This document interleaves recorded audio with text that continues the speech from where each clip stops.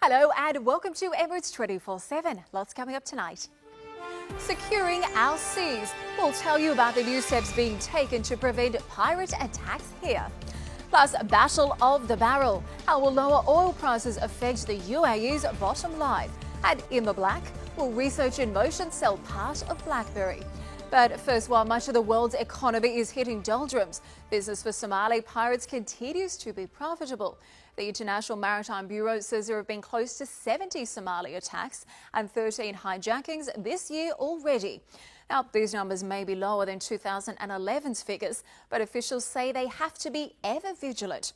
Well, ahead of the anti-piracy conference opening in Dubai tomorrow, our reporter June Wrigley went to speak to the UK Maritime Trade Operations, who play an important role in protecting our local waters. Yes, and what's suspicious about this attack? You have 3 skiffs. Yes, 2 miles and closing. Yes, I understand. Can you see any personnel, or what's suspicious about this attack? Unfortunately, I've been on watch, and there's been actual pirating of a ship. I took the phone call, and the phone call was the ship's come under pirate attack.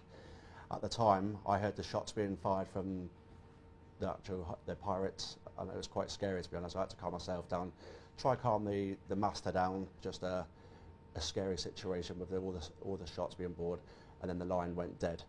Obviously then it's up to us to try race to the rescue. Basically, we tried to get our information up on board.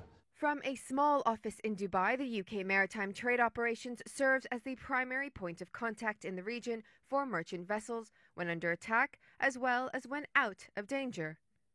With a constant stream of high-grade information coming directly from merchant vessels, the UK MTO acts as de facto central intelligence support for ships at sea. With this information, the UK MTO is able to quickly liaise with military forces in the region. Over 90% of the world's trade is transported by sea, and given the Middle East's strategic location linking Asia, Africa, and Europe, enabling the flow of billions of dollars worth of trade is absolutely crucial.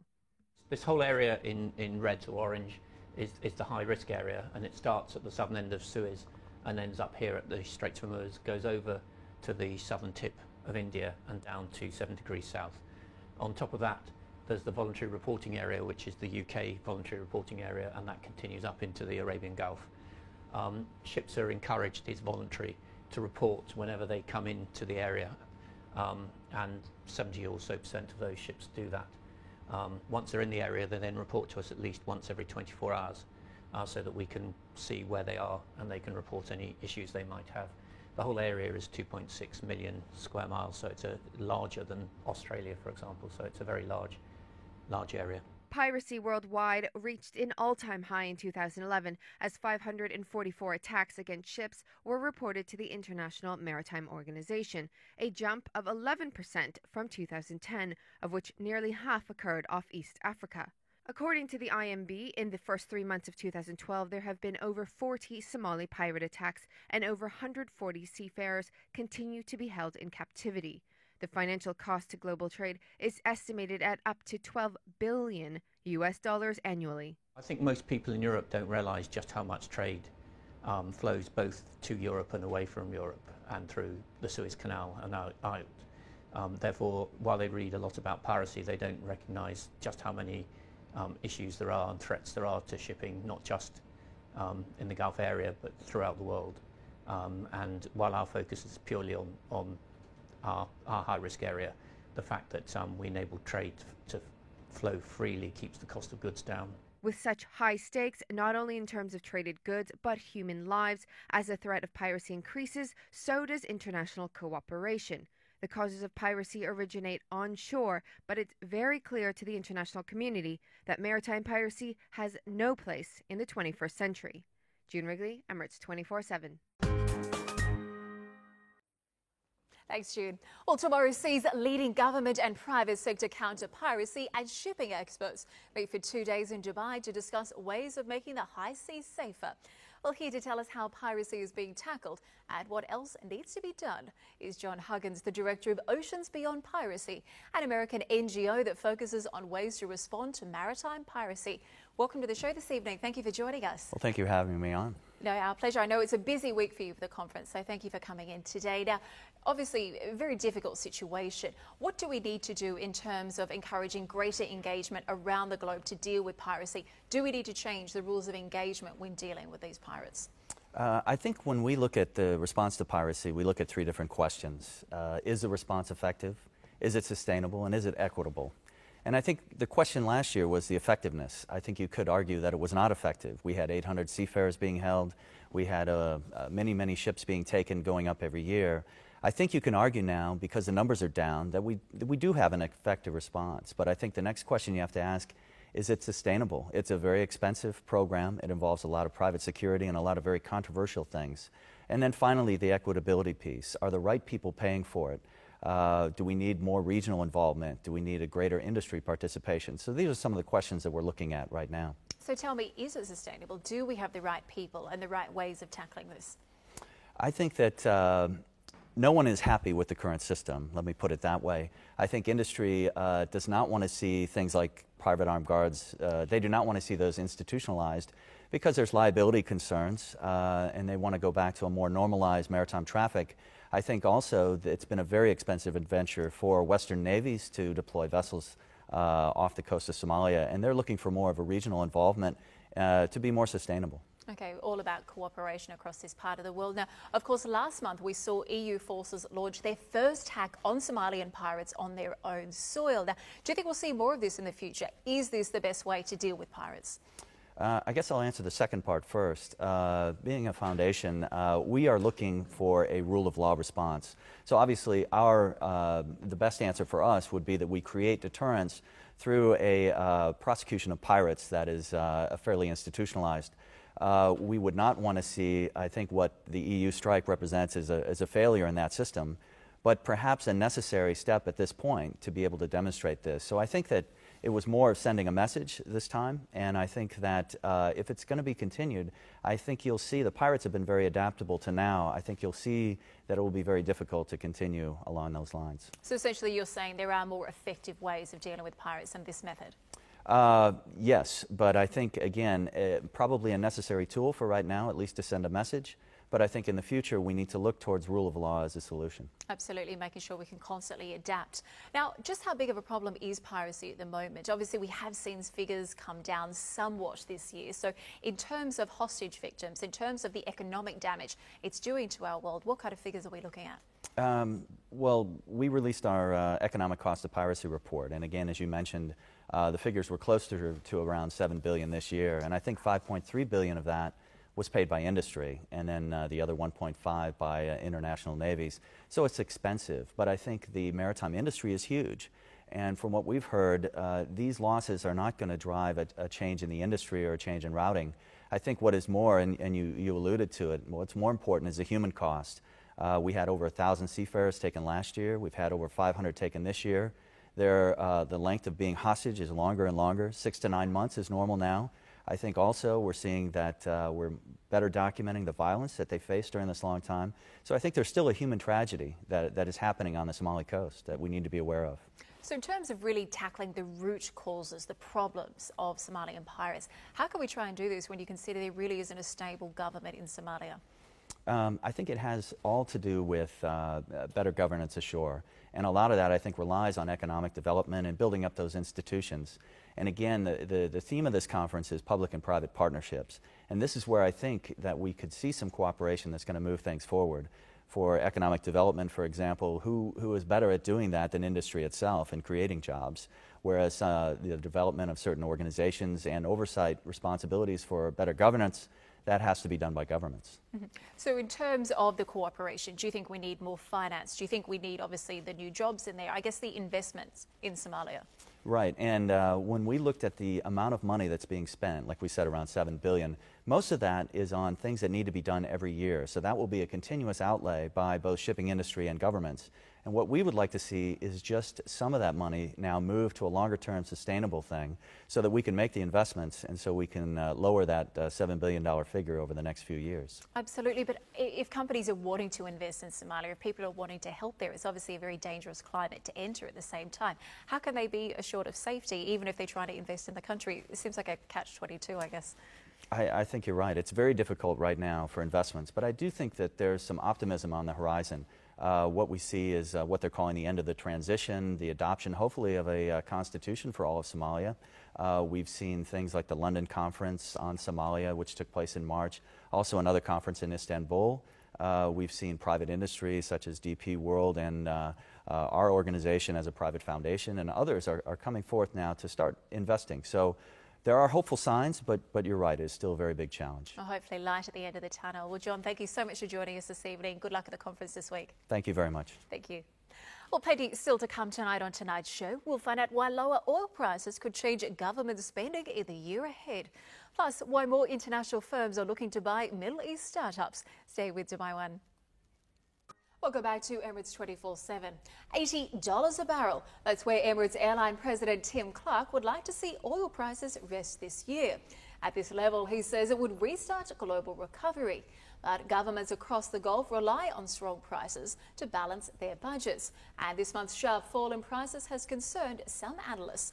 Well, joining us now to explain how these lower prices will affect the UAE this summer are James McCallum, the CEO of global energy services company Synergy, and Kate Durian, the Middle East Chief Editor of Platts. Thank you for joining us this evening. Thank you. So some very interesting comments from Tim Clark recently. What do you think of what he said? Obviously, there has to be that middle ground, that balance we have to find. Obviously, we want global recovery, but these Middle Eastern governments here, we do need it, obviously, to be able to balance the budgets. James, I'm going to start with you. What do you think? I think it's worth reflecting on, as we ran into the financial crisis, what speculators were setting as the oil price that would actually result in a declining economy. As we push through $50, $75, $100 up towards $150 a barrel, there were many people who said that the price of a barrel of oil would in and of itself bring down economic stability around the globe. As we now know, that didn't happen. Tim's comment around $80 oil is certainly fair in terms of beneficial interest to airlines around the world or major power consumers around the world. But I think, is it the price that would actually stimulate economic recovery around the world? I think that's a bold statement. Certainly operating in around the $80 to $110 a barrel range is something that the major producers have wanted to see for some time. Mm-hmm. Kate, what do you think? I think we're seeing a more bearish market at the moment because the market's focus is now more on the Eurozone crisis. Not that OECD demand is so high. In fact, it's pretty flat. So that's not really going to have much impact on demand in OECD countries, but more in Asia. I think the governments in the region, if you look at their budget calculations, they are way below $100. I mean, $100 plus was actually a bonus. So if you want to balance your budget, I think you can do it on 80 and even less. The question now is, really, you look at Saudi Arabia and where they would like to see the price. Now, they don't actually say it, but, you know, somewhere between 90 and 110 they think is okay for the global economy. And I think that's really the one to watch. But in terms of harming the economies of the producers, no. Obviously, the airlines suffer when prices go higher if they haven't hedged properly. And we're seeing, I think, the danger now is, I think, China and slower demand growth in China. And that really is the crux because most of the demand growth is coming from Asia and particularly China. But you can't rule out geopolitical influences on the market. You know, at the moment, they're too focused on Spain, the debt issue, the Eurozone crisis, you know, jobs figures in the United States. But you've now got a resurgence of the geopolitical tension because of the Iran situation. You know, the sanctions are coming into effect on July 1. Nobody really knows how that's going to impact prices. And they are starting to creep up again. Mm-hmm. So how do you think these lower prices are going to affect the UAE specifically? Obviously, we saw prices fall to an 18-month low last week, and it is getting closer. It's thought the break-even price for most Gulf countries tends to be around $70. But at the same time, these economies here usually can afford to run a deficit. So is it a big concern, James, or do you think it's just markets being pessimistic? It's certainly markets being pessimistic. You know, as Kate reflected, you know, as one looks at what's actually happening in Europe, China, these are the major influences that are having a bearing on what people actually think the oil price should be, and are speculating on that. It's quite interesting to note the point which Kate was making around companies like airlines, you know, hedging their position. There's not been a lot of hedging going on recently, which tends to indicate that the airline companies, etc., think the price may go softer at this particular point in time. It's too early to call. What happens in the Chinese economy certainly will be having a big effect on that. Here in Dubai, in the United Arab Emirates, you know, we're building a vibrant, diverse economy, which doesn't simply function off the back of what happens in the energy sector. Up the road in Abu Dhabi, obviously, energy is a bigger player. But I think short-termism around oil price having an effect in the region here, I can't see it. Okay. Kate, I want to go back to what you were saying about Iran before. Obviously, we did see prices spike this year. Some people were saying we'd be looking at $150 a barrel by summer. The big concern that Iran was going to close the Strait of Hormuz. Now the UAE has opened this new pipeline. It will reduce our reliance on that part of water. Do you think these concerns will still be a factor about oil prices? Will they influence them over the months to come? I think not so much for the UAE. As you say, this new pipeline is going to start operating. It has started operating. They're testing it with the first oil coming through in I think, July for export, or it goes into the system. Whichever way it is, it's still supply, whether to the market or to the local. The $80 is interesting in that it's, if you look at Abu Dhabi, for example, and all the other producing countries in the region, they actually do need higher prices in order to because the reservoirs are getting more complicated. You know, they're depleting. You need enhanced oil recovery. It's all becoming more expensive, and I'm sure that you know, the oil services companies know more about this. So I think you can't afford to have prices fall too much in order for these projects. And if you look abroad, you know, oil sands and all these high, you know, more expensive projects, there is a point at which they stop becoming very economic. So I think it's finding the right balance. I mean, obviously everybody, including Saudi Arabia, including all the other OPEC members in the Gulf, I'm talking about not Iran, because Iran needs the revenue, their exports are falling. But they don't want to see prices that are so high that they impact future demand. But if you look in the second half, there's too many unknowns. You've got the start of the hurricane season only this weekend. You know, we saw the market impacted slightly by the fact that there were some shut-ins in the Gulf of Mexico. You have geopolitical tensions, you've got political infighting in Iraq. Libya is still not completely stable. You've got Nigeria, you've got the elections in Egypt. I mean, I think that geopolitical influence will start to have a more bullish impact. And we look at the market quite closely at Platts, and you start to see a bit of length coming back into the market, whereas before that people were selling their positions and going short because they thought prices would go down. So I think we're seeing those influences, and I think it's that balancing act that you really need. You need to balance your budget, but at the same time, you know, budget spending can be cut if necessary. Absolutely, still volatile times to come. Well, James, Kate, thank you so much for joining us this evening and giving us your insight. Thank you. Thank you, it's a pleasure. Now, if you want to keep up to date with more top stories of the day, make sure to log onto Facebook and search for Emirates at 24/7 on Dubai One. You can also find us on Twitter. Search for @Dubai1TV, and you can follow me on @Katie_Fielder. Well, after the break, we'll find out if the rumours about Research in Motion selling off BlackBerry could be true. Plus, why more international firms are looking at Middle East mergers. Stay with Dubai One. Welcome back to Emirates 24/7. We're rounding out tonight's show with a look at the other top stories making headlines today. This evening, we're welcoming back Brandy Scott, a presenter on the Business Breakfast for Dubai Eye 103.8. Brandy, thank you for joining us this evening. It's all right, Katie. It's nice to be here. You too. Now, some very interesting stories out. We've heard Thomson Reuters come out and confirm they've just done a takeover of Zawiya.com, and it seems to be a popular trend over the last year or so. We saw Yahoo take over MacTube. We saw Living Social take over GoNabbit here, and I guess these Middle East startups are really starting to make some real money. Yeah, you could add a Braj taking 50% of the Entertainer into that list as well. More of a buyout, I think, than a takeover, because a takeover sounds like it might be a little bit unwelcome. And I think from Zawiya's point of view, I mean, this has been very welcome. In fact, it's kind of what most entrepreneurs, when they start up a business, are hoping for an exit strategy, that a big international name will want to pay millions for their business. And that is what has happened for Zawiya.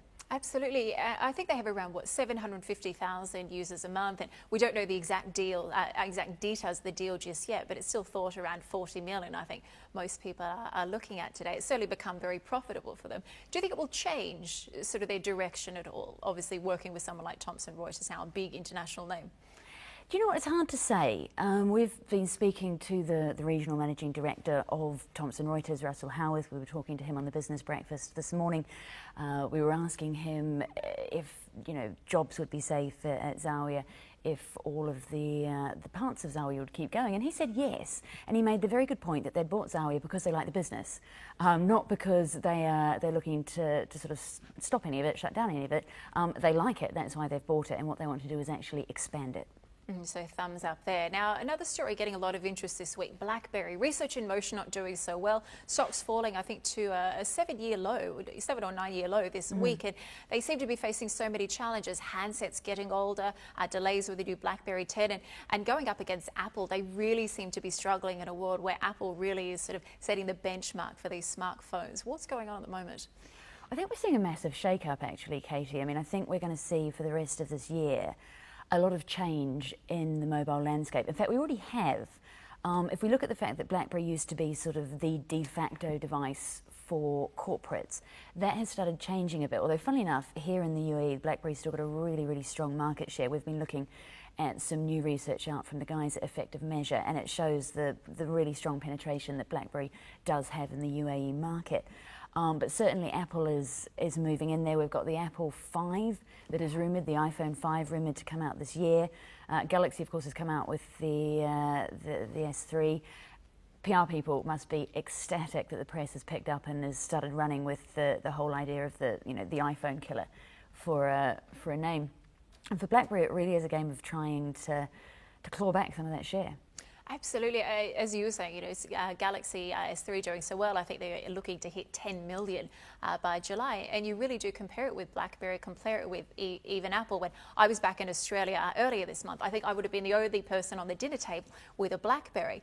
Everybody's got the Apples today. And that you come over here, it still is very much more of a mixed market. BlackBerry still is quite popular here. Why do you think it continues to hold fast here in the UAE and the region? Do you know what? There's different penetration into different markets. I've been in Hong Kong and Singapore before looking for BlackBerry covers. Haven't been able to find them, but everything that you like for Apple. However, here, as you say, BlackBerry's got quite a foothold. There's a number of reasons, I think, for that. One is probably a bit legacy. Corporates have been using BlackBerry. If you've got your whole company, if you've got hundreds of people using BlackBerry, if that's your platform, you're not necessarily going to want to change that overnight without good reason. BlackBerry packages here are also very good. Here it's not always just about the handset. It's also about the telco.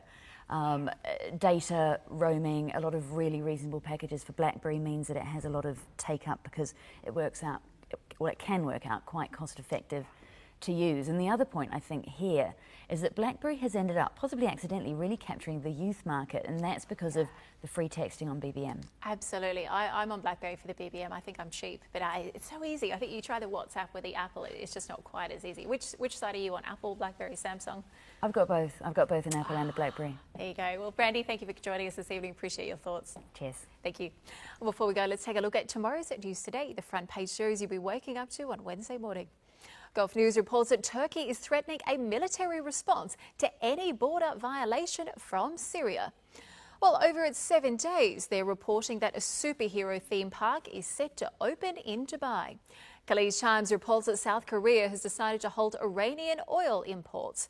And the National reports that it's following up on its story about 2 young men sentenced to death for drug dealing.